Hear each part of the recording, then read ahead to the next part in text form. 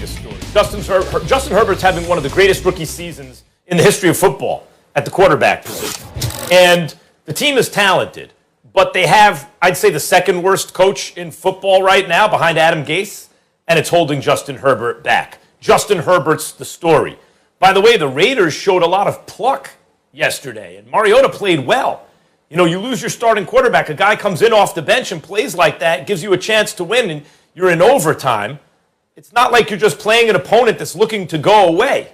And Anthony Lynn, who makes a lot of mistakes clock managing at the end of games and just play calling throughout the game, I think has not really tapped into Justin Herbert's full potential.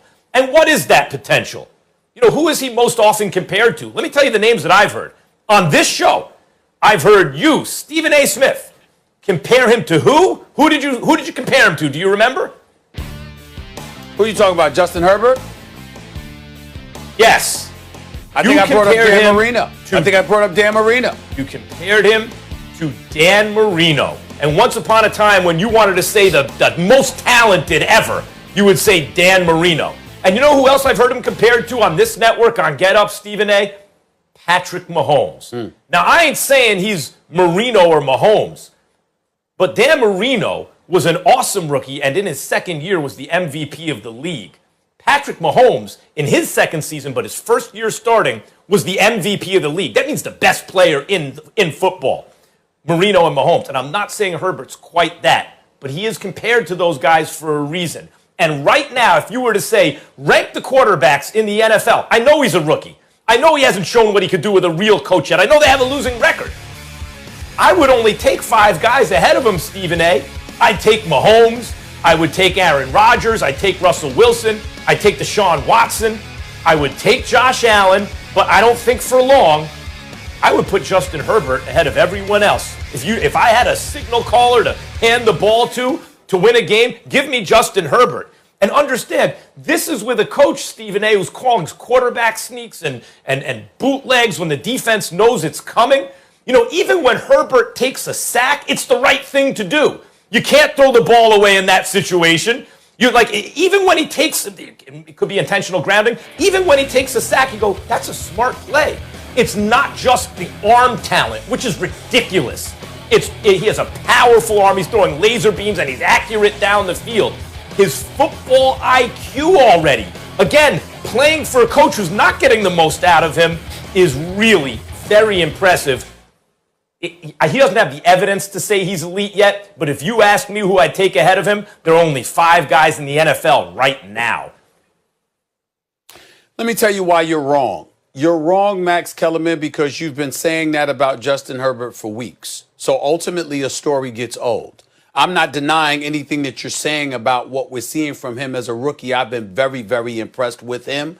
As far as I'm concerned, a strong candidate for Rookie of the Year honors, if not the flat-out winner. I love what I'm seeing from him, make no mistake about it. But I'm saying you've been saying that since the first week you saw him. So we've been talking about Justin Herbert week after week after week. Ultimately, you got to have a different headline. And as it pertains to this specific question about what we peel from last night's game, what I peel from it is John Gruden. John Gruden and the Las Vegas Raiders was 6-3. They have lost 4 of their last 5. Max, it should be 5 straight if it wasn't for the boneheaded defensive call by Greg Williams with 5 seconds left in the game against the Jets. The Las Vegas Raiders should be on a 5-game losing streak. That's unacceptable. This is John Gruden's 3rd year. At the time, since he's arrived, they're like 18-28. I thought when they were 6-3, I called them my sleeper. I liked what I was seeing from them. Ever since then, they can't stop a cold. Their defense can't get it done when it counts. You got this kid Mullen and Nixon, both of your corners, making mistakes late in the game, giving up that 53-yard bomb last night, to basically put the Chargers in position to win the game. You're just watching some of the things that are taking place. You're the 30th ranked defense in the National Football League. You're like 26th against the pass. What the hell is going on? And then you got Josh Jacobs. He's a workhorse. I like Josh Jacobs. But you need to average better than 3.7 1.7 yards a carry. You just need to do that. That's number one. You've got Waller. You've got Renfro. You got Ruggs. But something about you don't really believe in Derek Carr. I know he went down with the hamstring injury last night.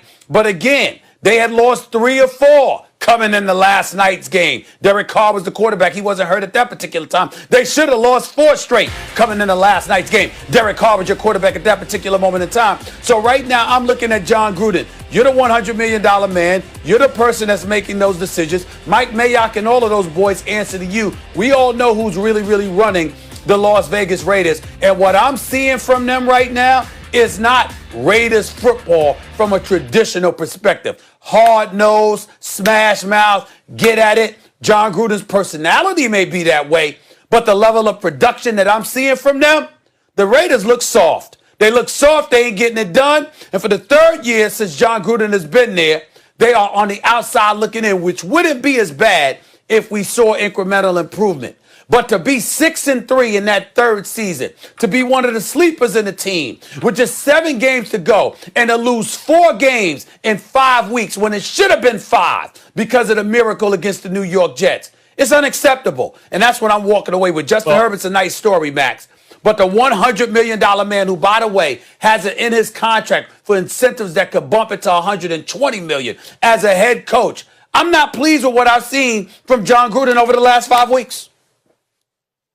Well, I mean, the headline of the game, coming out of a situation where you're the only game, you're the national primetime game, and your rookie quarterback shows that he is elite.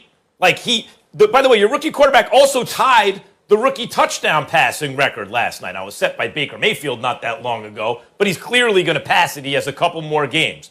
That's the peg for the story, and the story is Justin Herbert. The Raiders are a story, Stephen A. That's true.